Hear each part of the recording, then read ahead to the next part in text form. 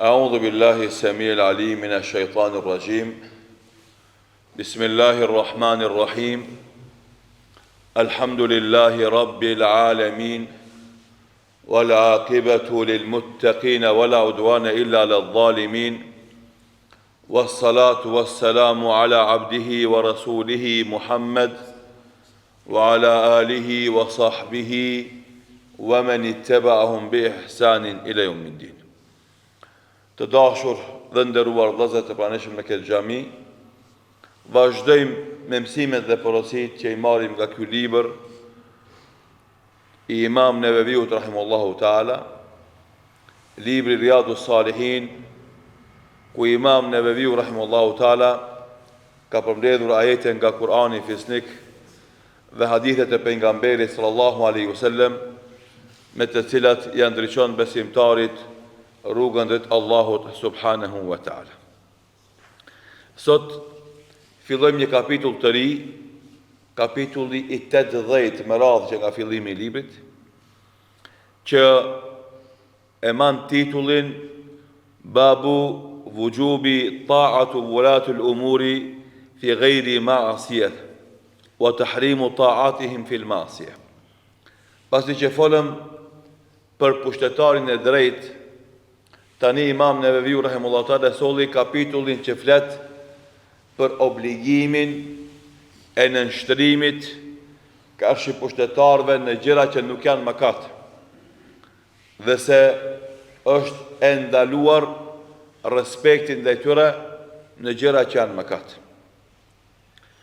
Ky kapitull i ka 11 hadithe ku Imam Neveviu rahimahullahu taala vazhdon me dhënë kontributin e tij, udhëzimet e tija, se si një shoqëri ka mundësi me u konsolidu, se si një shoqëri ka mundësi me u zhvillu, se si një shoqëri ka mundësi me përparu. Nëse ka një pushtetar të drejtë, atë shoqëria duhet t'i bindet atij pushtetarit, duhet t'i nështrohet menaxhimit qeverisjes atij pushtetarit. Deri kur? Deri sa ai nuk devion e nuk lajthit apo nuk gabon dhe urdhëron me diçka që është mëkat. Atëherë nuk ka respekt, nuk ka bindje ndaj askujt në bërjen mëkat të Zotit. Do thot, obligimet tona ndaj njerëzve janë të kushtëzume derisa ato obligime ndaj njerëzve nuk na çojnë neve në gjuna ndaj Zotit, në mos respekt ndaj Zotit. Në momenti që dikush për njerëzve, pa marrë parasysh çfarë pozite ka, urdhëron me diçka që është mëkat ndaj njerëzve, mëkat ndaj Zotit, atëherë nuk ka respekt për atë njeri. Pse? Sepse respekti është në vepra të mira. Mirë po, përderisa kemi pushtetar të drejtë dhe i cili urdhënon në mirësi dhe gjëra që janë të sakta fetarisht dhe nuk janë mëkat, atëherë ngelet detyrë e besimtarëve t'i nënshtrohen dhe t'i binden atij. Shihni vëllezër, ky rregull, të cilin feja islame para 14 shekujve e ka instalu në zhvillimin shoqëror, s'ka qenë i njohur në atë kohë. Bota s'ka njoft kësi lloj rregullash dhe parimesh. I forti është bo mbret. Edhe më si është bo mbret, njerëzit është dashur me ndëgjuar të mirën të keqe, në saktë në gabume. Kush e ndëgjon, përfiton. Kush kundërshton, humb.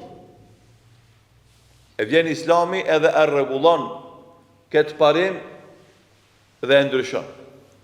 Jo, i pari nuk e merr pushtetin nga forca që ka, nga kallavollku i njerëzve me vete që ka, ushtarëve që ka, po e merr ai që e meriton. Edhe forca kryesore e tij duhet me qenë dituria, pastaj fuqia vendimmarrëse e tij. Asesi nuk është fuqia fizike e rëndësishme. Fuqia fizike vjen pastaj. Një kryetar i ditur i cili ka inteligjencë, mençuri, mbretësi për vendimmarrje, e merr pushtetin, i jepet pushteti, pastaj ai prodhon forcë për ta mbrojtur pushtetin. Të na edhe të kaluamën edhe sot është e kundërt, domethënë njerëzit nuk ndërtojnë pushtetin mbi dituri, mbi aftësi, po mbi kushtimisht thonë, mbi aftësitë e manipulimit, mbi aftësitë e mashtrimit. Sot pushtetet ndërtohen mbi këtë parim. Kush është më i aftë me rrend, kush është më i aftë me premtime boshe, kush është më i aftë me manipulu, kush është më i pasur me harxhu pasuri për të mashtruar njerëzit, ai e merr pushtetin. Pse? Sepse qëllimi i tij është me marr pushtetin, me vazhdu manipulimin, me marr pushtetin, me pas mekanizme shtesë për manipulim. Sa si jem pushtet, i ki veç fjalt, mekanizm edhe parët. Kur ta marrësh pushtetin, i ki edhe punësimet. Kur ta marrësh pushtetin, i ki edhe mekanizmat e shtetit, që i përdor ti për ta përhap influencën dhe ndikimin tanë. I ki edhe mediat me vete. Ato shtetnore, i ki se janë tujat, ato private i ki për shkak se i finanson nga buxheti i shtetit. Edhe kjo është sistemi që zhvillohet jo vetëm te na në Ballkan, por përafërsisht shumicën e vendeve të botës. Edhe për shkak të këtij sistemi të gabuar në sjelljen e pushtetarëve, sot bota është lamsh, sikur se e shohim na sot.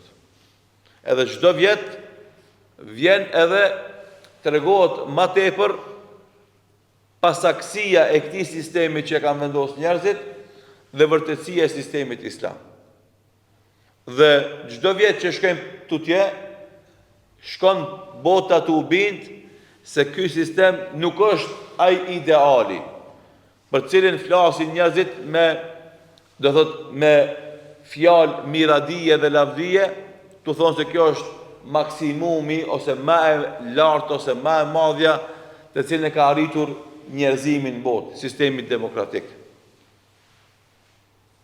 Është dëshmuar dhe dëshmohet vazhdimisht se nuk ka këtu as liri, nuk ka këtu as barazi, nuk ka as meritokraci, përkundazi këtë janë këto manipulime dhe mashtrime, të cilat i përdorin ata që kanë pushtetin për të ardhur pushtet, dhe pastaj këtë ajo taife e njerëzve që merren me këtë punë, në momentin që dështojnë në qeverisjen e shtetit vet, merren vesh me pushtetin e ri se na amnestonit kalumen, nuk ju pengojmë në zhvillimin e qeverisjes të ardhmes.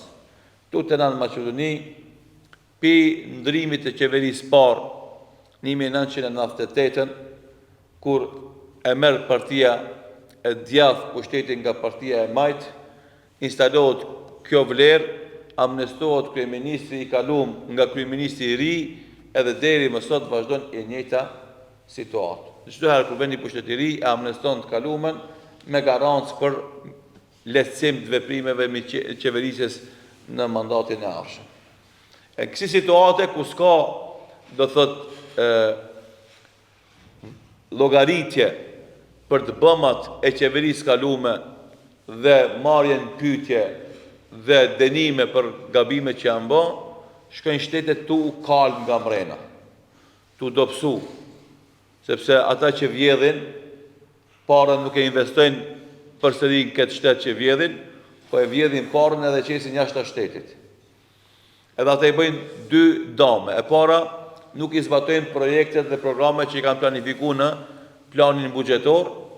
E dyta, atë parën mëse me rikthy si investim këtë vend, e munda parët të njerëzit, ato shkojnë jashtë. Edhe realisht del qesh se na si shtete kanë mikon shumë të fortë ekonomikisht, që me gjithë të hajnije dhe vjedhje dhe nxjerrje të parëve jashtë, përsëri kemi me të gjallë dhe po vazhdon jeta në këto vende. Andaj sistemi islam është ky. E zgjedhim më të diturin me komprison, edhe ai e mbështet udhëheqjen qeverisjen mbi diturin dhe zgjedh rreth të njerëzve të ditur ekspert edhe në bazë të këtij kabinetit të tij, me aftësinë e vendimarrjes dhe fuqinë e tij në vendimarrje, ai e zhvillon shtetin për të sjellë drejtësi, sepse krejt ky veprim i tij bëhet përfitu kënaqësinë e Allahut fillimisht dhe shpërblimin prej tij, pastaj të jetë në shërbim të njerëzve. Ashtu sikurse duhet me qenë pushteti. Krejt e thojnë se pushteti është servis i qytetarit, dhe shërbim i qytetarit, mirë po, këtu janë llafe. Se realisht del e kundërta e saktë, se çdo qytetar është shërbetor i shtetit, ose i pushtetit, thonë drejt. Edhe unë e kam tregu vllaznive më një shtet arab, e pa të lexuar një parull, edhe interesant, ishte me shumë kuptime e parulla, po kuptimi i vërtet është kjo që po du me lidh me temën.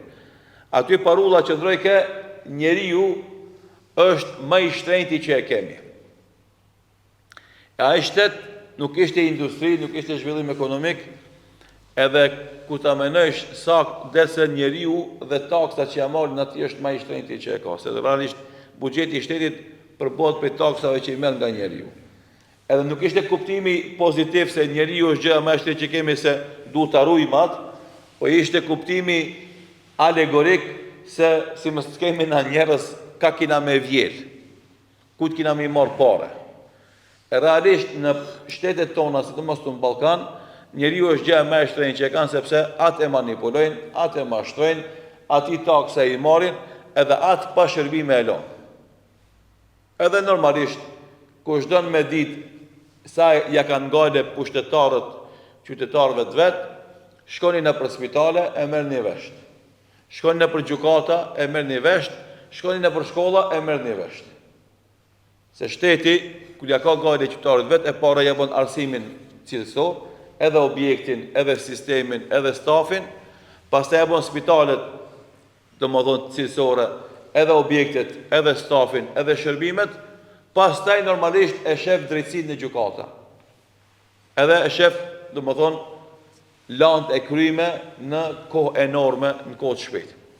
Nëse s'ka cilësi spitale, s'ka cilësi në shkollë, edhe ka pa drejtësi në gjykatë, këtë bota mu që me thonë që kjo është shtet i mire, i drejti, i zhvillum, matematika të regonë se ato janë hajduta edhe manipulator. Kjo është realiteti i pushtetarve.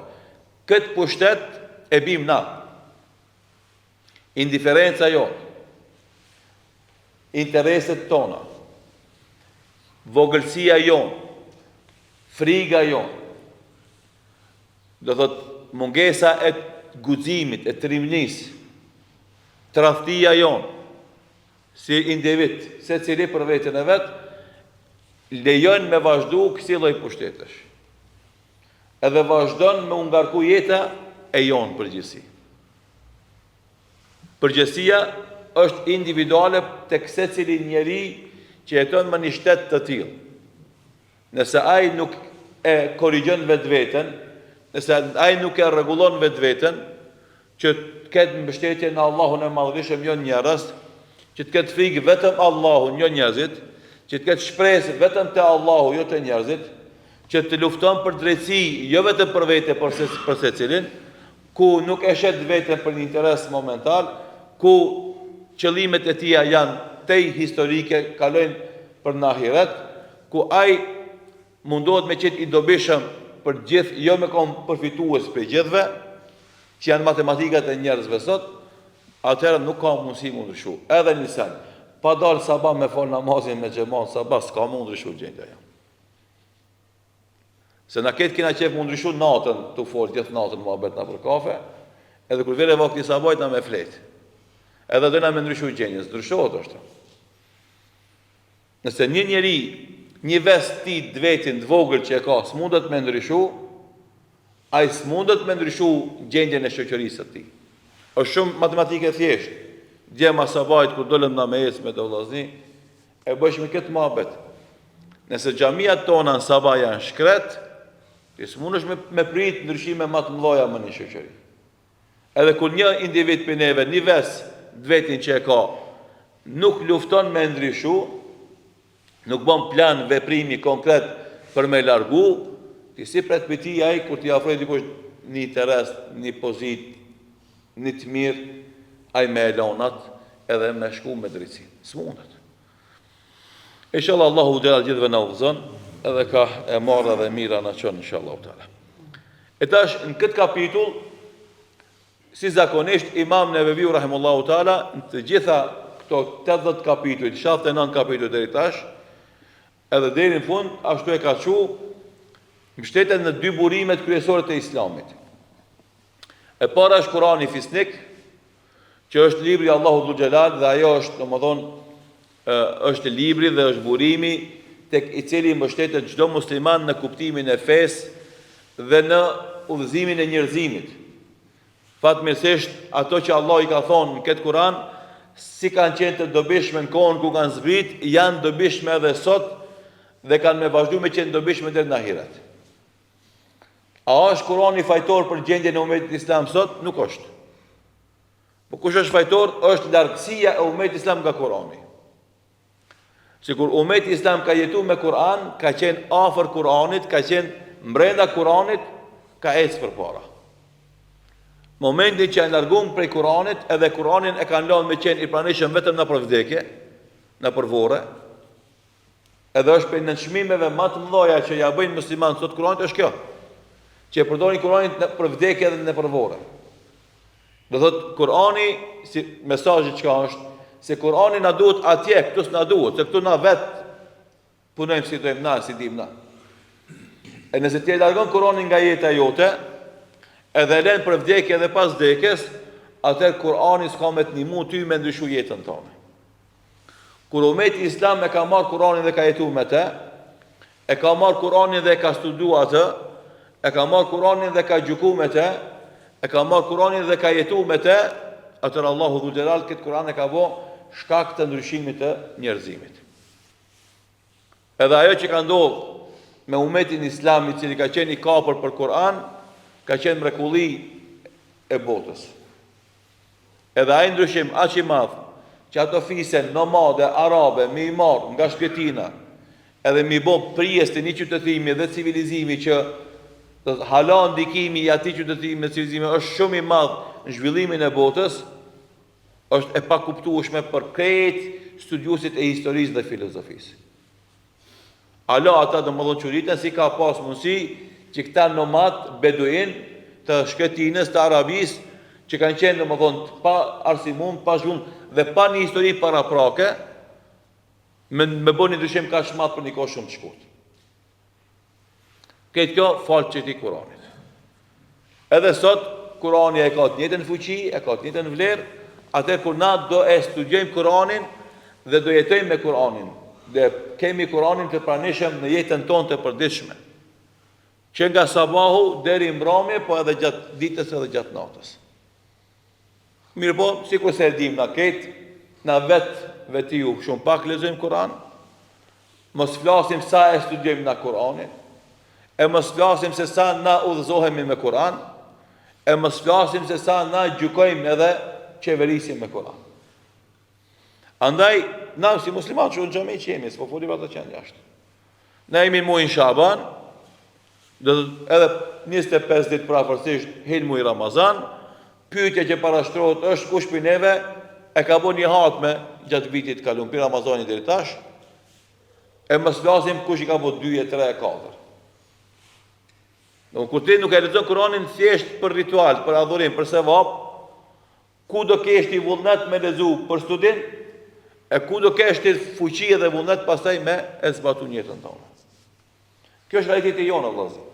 Andaj tu e ditë Allah i madhërisëm këtë realitet të muslimanëve, e ka regjistruar në Kur'an, ja ka shpall Muhamedi sallallahu alaihi wasallam këtë momentum i cili është i ri, po është paraqit Kur'an për asaj kohe, nga dituria absolute e Allahut, se Allah e di se si çka ka menduar me njerëzit. Edhe përmend Kur'an u thotë wa qala ar-rasulu ya rab inna qaumi ittakhadhu hadha al-Qur'ana mahjura.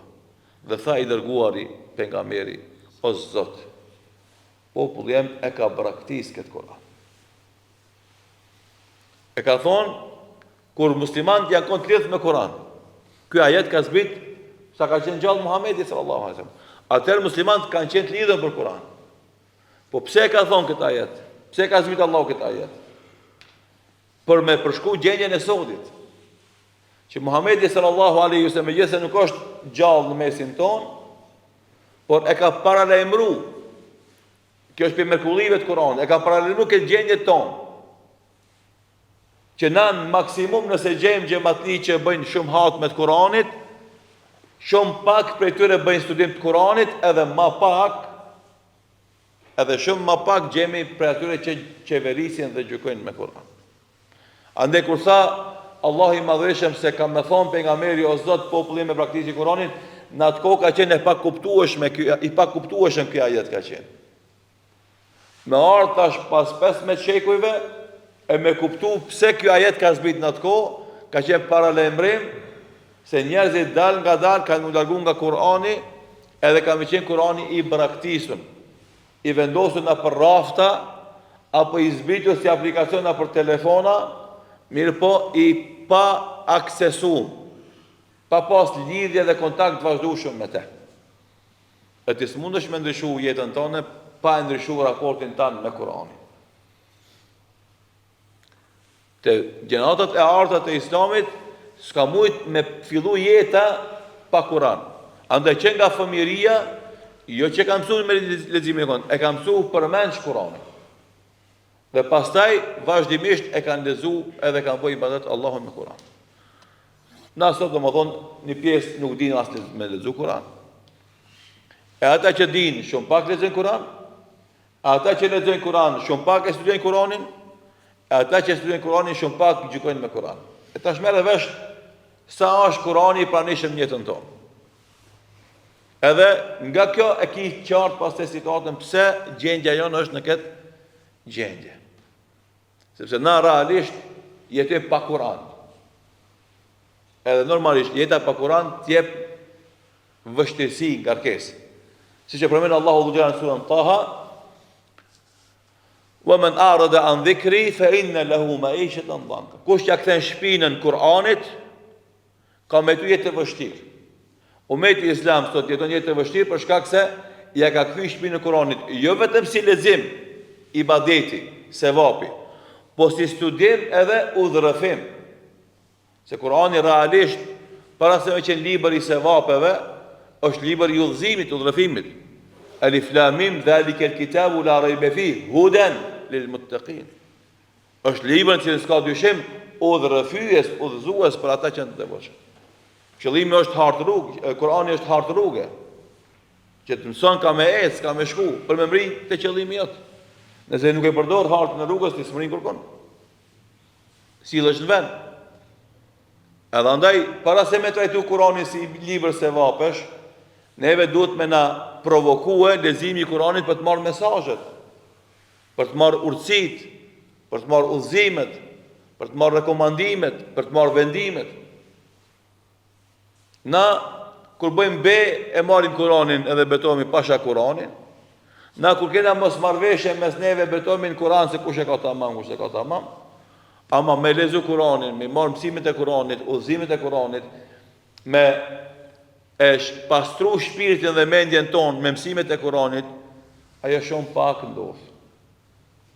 Dhe për këtë arsye do të gjendja jonë është e këtillë. Edhe normalisht kjo është burimi i parë që kjo është mesazhi me të cilin Imam Nevevi rahimahullahu ka dashur me na përcjell neve se në udhëzimin tonë, në fen tonë, në mësimet tona fetare, Kur'ani është i padiskutueshëm. Ai është burimi i diturive tona, i mësimeve tona dhe udhëzimeve tona. E mas kësaj është më një herë suneti i pejgamberit sallallahu alaihi wasallam, që ata të dy përbashkë, të dy në mënyrë përbashkët, Kur'ani dhe suneti janë shpallje për Allahu dhul Xhelal për t'ia letuar dhe për t'ia thjeshtuar muslimanëve kuptimin e fesë Allahu dhul Xhelal. Andaj kemi ajete kuranore dhe kemi hadithe pejgamberike, edhe me to faktikisht neve e kuptojmë fen.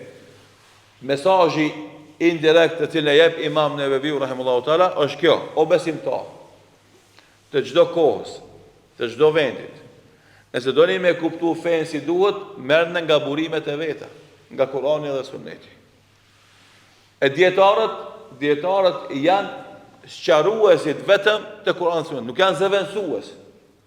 Asnjëherë në historinë e Islamit, fjala e një dietarit nuk e zëvendëson ajetin e Kur'anit apo hadithin e pejgamberit sallallahu alaihi wasallam. Ajo është i rëndësishëm edhe i vlefshëm përderisa ndihmon kuptimin e ajetit edhe kuptimin e hadithit.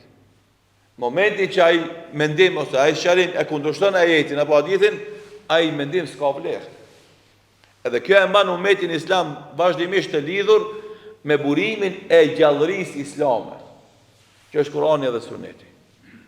Edhe umeti islam ka pas dekadencë atëherë kur njerëzit janë lidhur me mendimet e njerëzve dhe kanë anashkalu burimin e islamit, Kur'anin dhe Sunetin.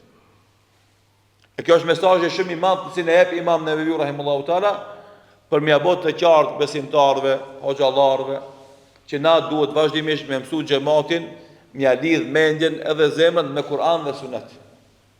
Jo me mendimin e fulanit edhe fistekut. Ulemat mëdhej, dietar mëdhej, s'ka dyshim pozitën e tyre, askush nuk e cenon pozitën e tyre, por pozita e fjalës Zotit edhe pozita e fjalës pejgamberit sallallahu alaihi wasallam është më e madhe se pozita e çdo kujt për ulemave në botë. Ibn Abbas radhiyallahu anhu ma thekë në kohën e tij. Thekë unë u tham juve, ka thonë Allahu, ka thonë pejgamberi, e ju më thoni ka thonë Ebu Bekri e Omeri. Pritet me ju gurzu Allahu me gur nga qielli kur ju e refuzoni fjalën e Allahut dhe të pejgamberit për shkak të fjalës së Ebu Bekrit edhe Omerit. Çifne? Çfarë kuptimi kishte Ibn Abbasi? I mësoj ke muslimanët në atë kohë, në kohën e tabiinëve, që mos megjithëse kush është Ebu Bekri dhe Omeri, mos mu lidh me fjalën e Ebu Bekrit dhe Omerit, të konë ajeti dhe hadithi. Andaj thot, unë i tham, ka thonë Allahu, ka thonë pejgamberi, e ju më thoni ka thonë Ebu Bekri dhe Omeri. A ka mundësi me kundërshtu fjalën e Allahut dhe të pejgamberit me fjalën e Ebu Bekrit dhe Omerit? Jo, paramendon në atë kohë. E çka do themi na sot? Filoni, fisteki, ka thonë ky hoç, ka thonë ka hoç. Kushdo çka do le të fol. Kushdo çka do le të thot. Mirë, po ajo që ka thonë Allahu i madhreshëm në Kur'anin e fisnik dhe ato që ka thonë pejgamberi sallallahu alaihi wasallam në hadithet e tija, se saktë ajo është për neve referencë. Edhe ajo është për neve gjykim. Edhe ajo është për neve vendim. Këto vendime janë shumë të rëndësishme në metodologjinë e kuptimit të fesë. Dhe kur dalim nga këto rregulla, atëherë kemi keq kuptim të fesë edhe normalisht keq zbatim të tij. Andaj Imam Neveviu rahimahullahu taala në fillim të këtij kapitullit e ka sjell ajetin 59 të surës Nisa, ku Allahu dhe thot: "Ya ayyuhalladhina amanu atiu Allaha wa atiu ar-rasula wa ulil amri minkum." O ju besimtar, respektoni Allahun dhe respektoni pejgamberin dhe të parët tuaj. Në tash jemi të folë për obligimin e respektit të pushtetarëve musliman. Edhe pasi që flasim për respektin e pushtetarëve musliman, e kemi këtë ajet: respektoni Allahun dhe respektoni pejgamberin dhe të parët tuaj. E ky ajet dhe zbërthimi i këtij ajetit ka shumë mesazhe edhe porosi, pasi që sot koha që keshim disponim na përfundoi, e lam për desën e ardhshëm inshallah taala, duke lutur Allahun në vjerë të bishme dhe vepra të mira, në sinqeritet në fjalë dhe vepra, dhe ashtu si na ka bashkuar në këtë xhami për të mësuar këto hadithe të pejgamberit sallallahu alaihi wasallam dhe për të marrë të porosi, lutim Allahun e madhëshëm që të na bashkon me Muhamedit sallallahu alaihi wasallam në Jannatul Firdaus. Wallahu ta'ala a'lam wa sallallahu ala Muhammedin wa akhiru da'wana alhamdulillahi rabbil alamin.